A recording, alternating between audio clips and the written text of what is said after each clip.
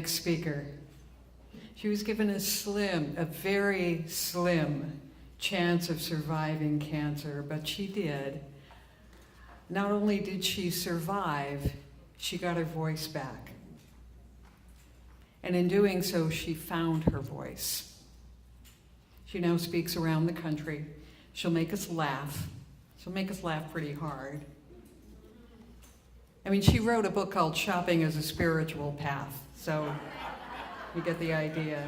But she'll also inspire us, and she'll allow us to see ourselves and what we're going through in a new and different way.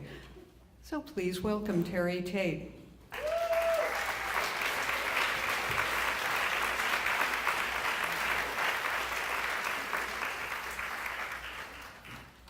Oh, I should have looked at the program before and realized that following Jan was going to be a bad idea. But here I am, and I am so happy to be here. As Donna said, I had about a 2% chance of surviving oral cancer, so I'm happy to be just about anywhere. And God willing, on Tuesday, I will celebrate 25 and a half years since the end of my treatment.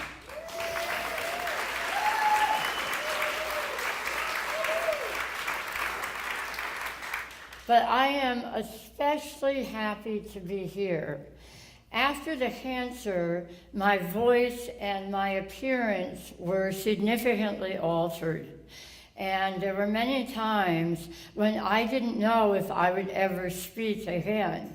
And I was pretty damn sure that I wasn't going to be speaking on a stage in front of hundreds of people. But Jan had other ideas.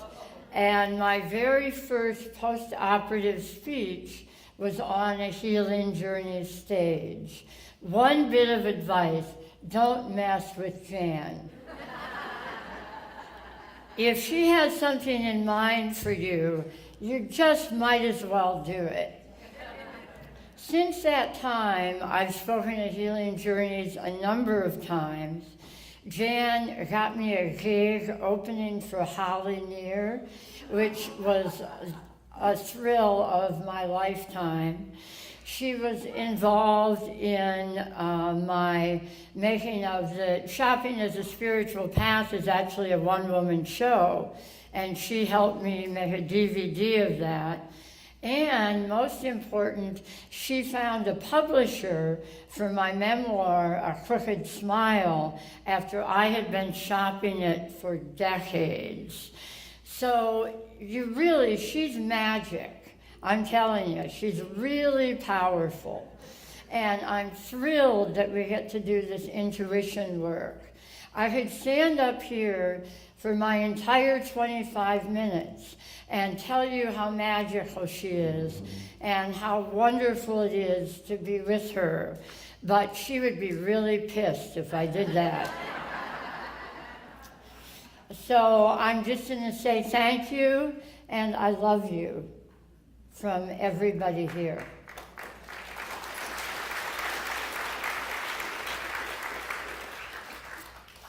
I was a goody-goody from the very beginning. I believed that I was codependent in utero.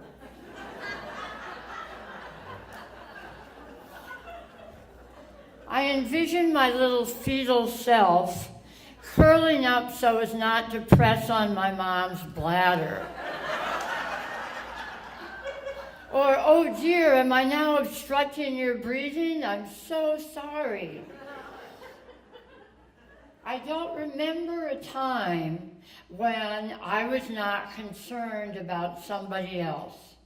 I worried about my mom, I worried about my brother, I worried about my friends, my clients. I became a nurse, so I was then, I was licensed by the state of Michigan to be codependent.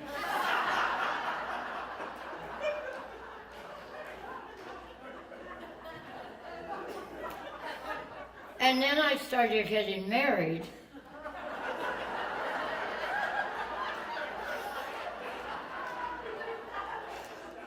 which I had a high rate of recidivism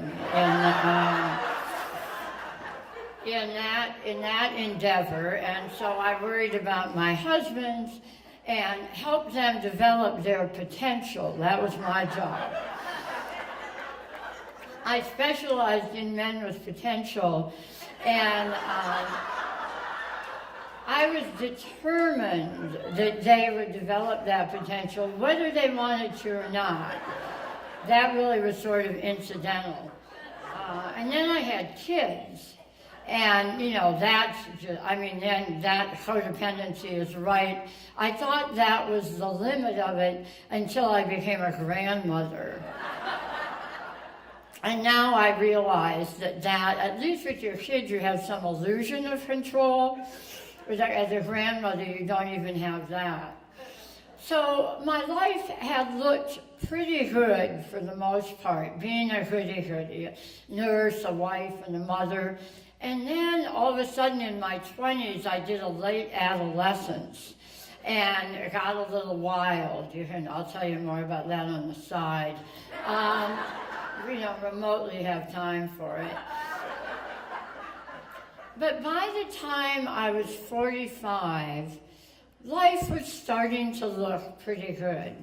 I had gotten engaged again, and my fiance and I, he was the best looking one of the bunch, really. So and we had just bought a house outside Ann Arbor that was so beautiful, we kept waiting for the real owners to show up. So my kids were grown and launched. My business was doing really well. I was speaking all over the country, working with nurses and other people on how not to be codependent, ironically. And then this whole beautiful picture unraveled with a little sore about 2/3 of the way back on the left underneath my tongue. I went to all manner of healers and doctors. The ENT said, oh no, you don't have the risk factors for oral cancer, which are being a 65-year-old, heavy drinking, heavy smoking man. I was 45 and did neither to any great excess. And this is Ann Arbor, which is, sort of the California of the Midwest. And so I went to all kinds of bizarre healers. Took 3 months for the medical system to actually diagnose what was going on there, as my tongue became more and more sore and I could eat less and less. And spoiler alert, it was cancer. I prayed to God that if only he or she would get rid of the cancer, I promised that I would take much better care of myself. I would stop trying to run everybody else's life and focus on my own. I would eat broccoli. I would take walks. I would meditate. I had it all laid out. And lo and behold, they said that they got it all. And I took a few walks.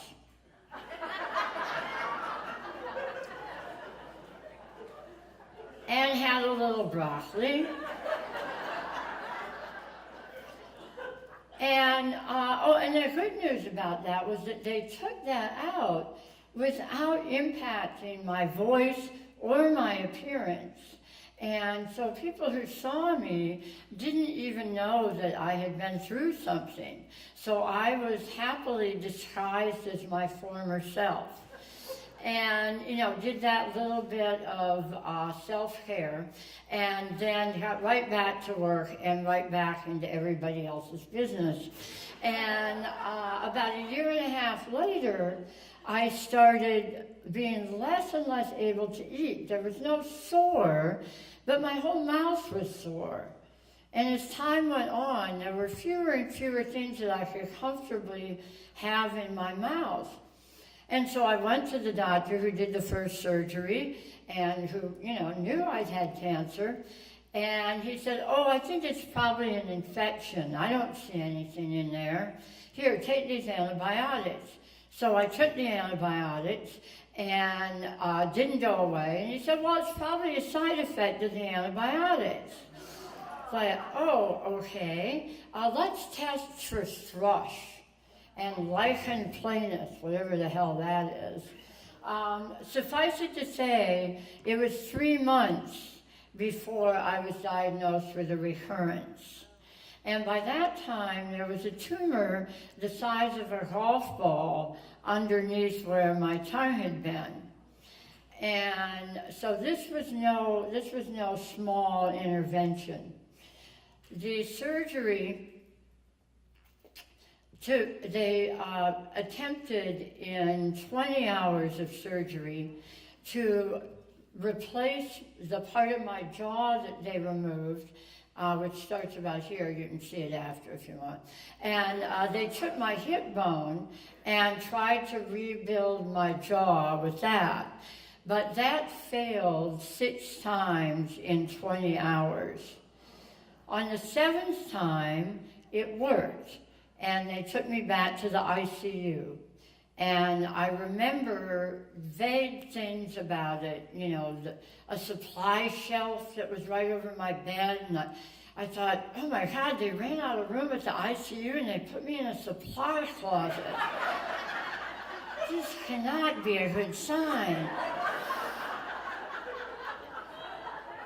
I remember a chaplain who came in and talked to me about dying. And I don't remember what I said. All I remember is that he looked a lot like Ichabod Crane. I never had that confirmed, by the way, but I'm positive of it. And I remember the surgeon saying, Terri, the flap has failed again. We have to go back to the OR. And so back to the OR we went for another 4 hours when they put in a titanium bar and then took the tissue from my breast and my neck, not that I had anything to spare, mind you, and built what's called a free flap. And which is a procedure that they could have done at the University of Michigan, which was 10 minutes from my house. I had slept all the way to Columbus, Ohio, because this doctor did the free flap. So I ended up with a pectoralis flap. And then I had, which made eating very challenging. And it's challenging to this day, but obviously I do it. And then I had radiation, and that burned a hole in the bar, in the flap, and the bar came loose. So then they had to remove the bar. And then there was, you know, up till then, there had been a fair amount of convergence among the medical professionals about what to do. And although I'm a nurse and should have known better than to actually trust them, I really wanted to. And so I really did. And I mean, not that I didn't have great doctors, I did, but I was so sort of, you know, I just wanted to believe that somebody knew what was happening. So I trusted them more than I should have. But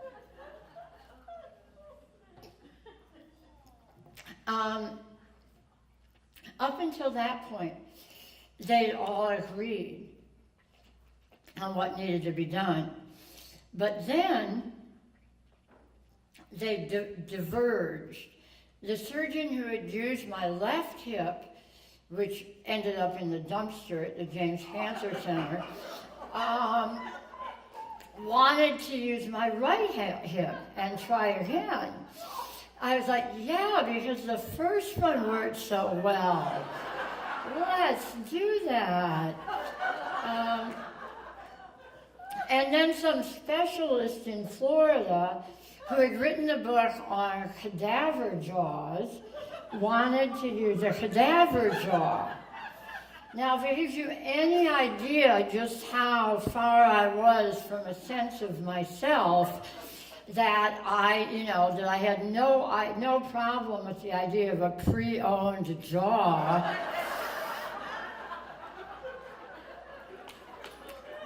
But then he said, well, let's wait a while and see how things work out, which was code for let's wait and not waste a perfectly good cadaver jaw on one who might so soon be a cadaver herself.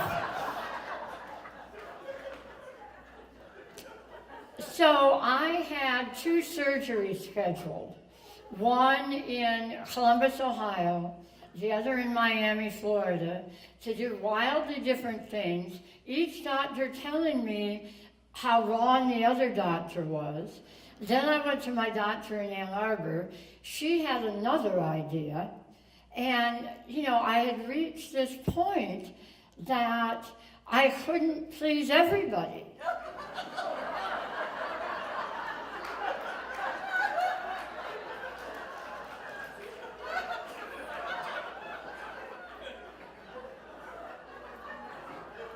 What a horrible position. I mean, it was bad to have cancer, but not pleasing people. That's really serious. So but I couldn't do it all. Now, people would say, well, it's up to you. Well, let me tell you a little bit about my inner terrain. I have a voice in my head that really, up until that point, was the only voice I'd ever heard. And I fondly refer to her as the vile bitch upstairs.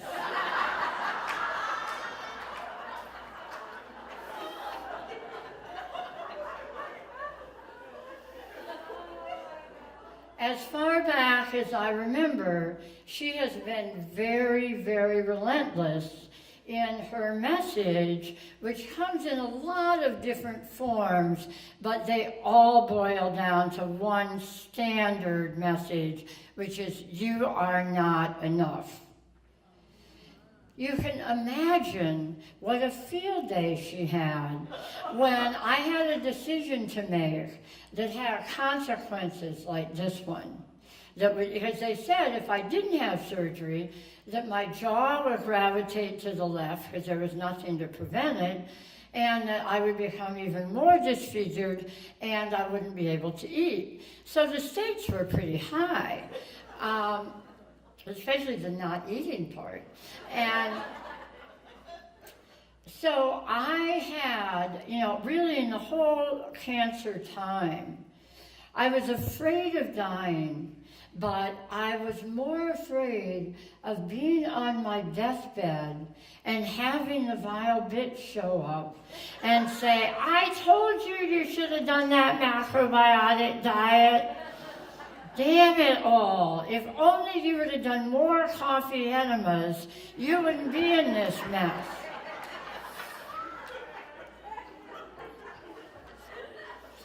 And so I knew that I really wanted to believe that there was more to me than her.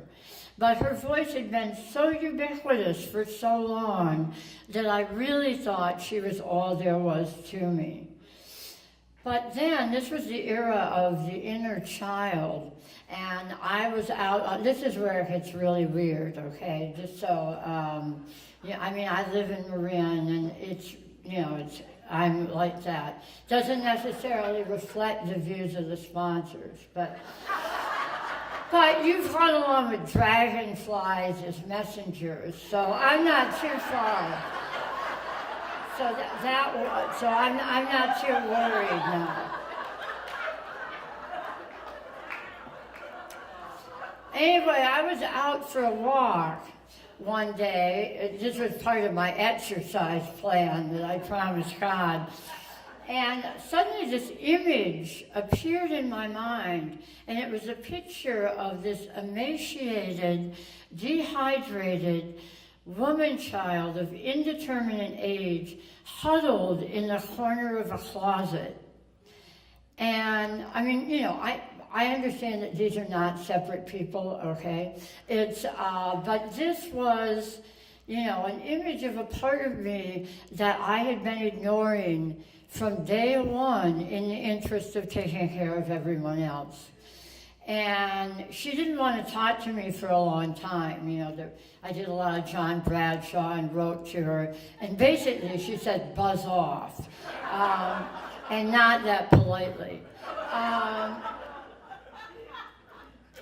But I sort of stayed with her and finally got her to talk.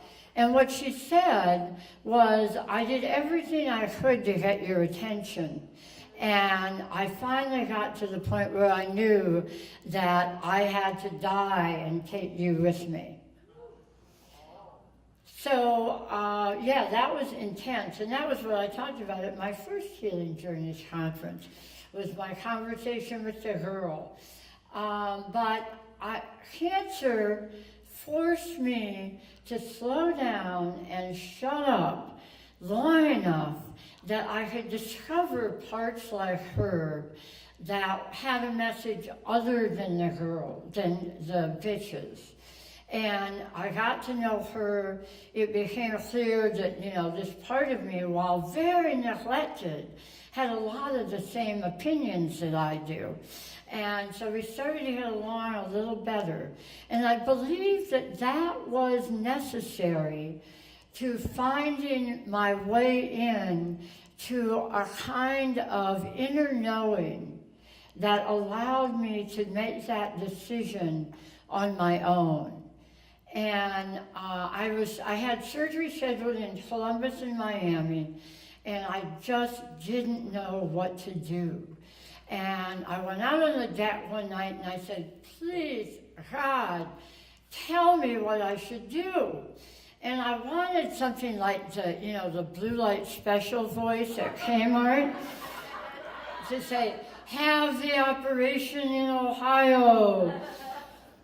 But that didn't happen. So I went to bed sort of disappointed. But when I woke up the next morning, it was clear to me that I was not going to have that surgery. That if I got into another patient down, I was never getting out. And so I didn't, and my jaw has not gravitated. I still talk, I still eat, and I've been trusting that source of guidance ever since. I can write a question in a journal. This is one of the things, this is part of what drew Jan and I together to do this workshop. And I get answers. And I don't just use it for cancer. I've recently been asking about whether or not I should buy a new car. So it's a very sort of, a very open-ended kind of thing, and the answers are always there. And I'm learning over time to trust them. Why am I here? Why did I make it through this? I'll never know. Maybe it was the coffee enemas. Maybe it was the radiation. Maybe it was the acupuncture or the bovine cartilage or the surgery or possibly that life generator where I put my feet in a pan of water and my now ex-husband regulated the controls. I don't know what I was thinking at that point. I'll never really know why I'm here. A lot of what you've heard today certainly applies to me. I believe that getting to know myself and learning to be decent to myself most of the time. Now, this is not to say that the bitch is gone for good. I gave her a gold watch for 70 years of faithful service and got her a condo in Boca. But the first time I get a little stressed or tired, she's right on the red eye to come back and try and take over. But she doesn't predominate in exactly the same way. And I have learned a little bit about self-care. And, I'm actually finally doing a diet, which I've never done before. Jan is fainting at this, because I always resisted it. I was always on the ice cream cancer cure.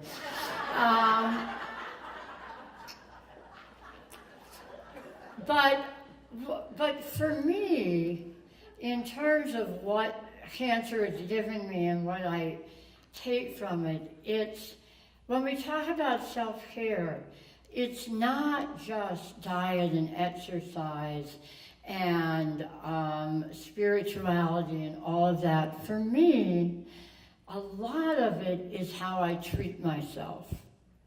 I really feel like I might not have made it if I'd never found that girl.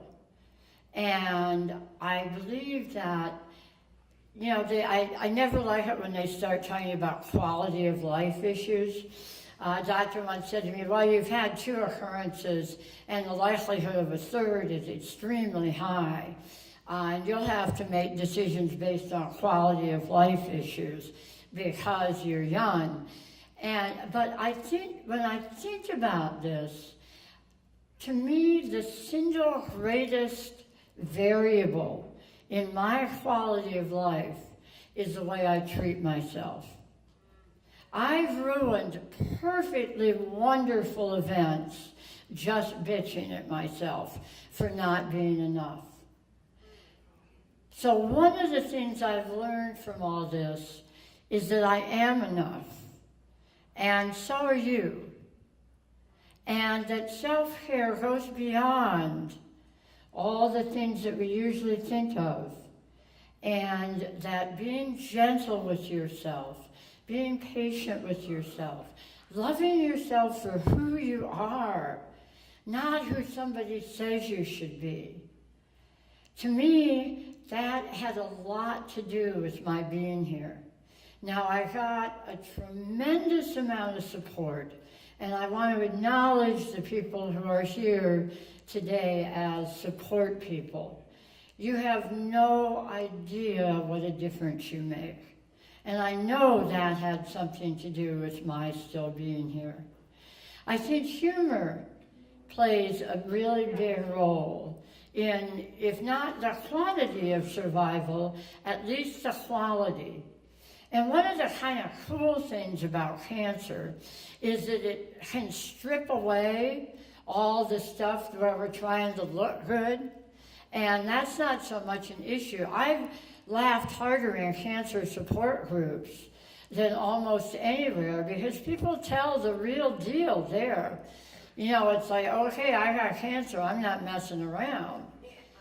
So the humor in anything can be seen as funny if you look at it through a slightly different angle. But most of all, in terms of what I've learned, is that, and this is based on 72 years of research on controlling other people,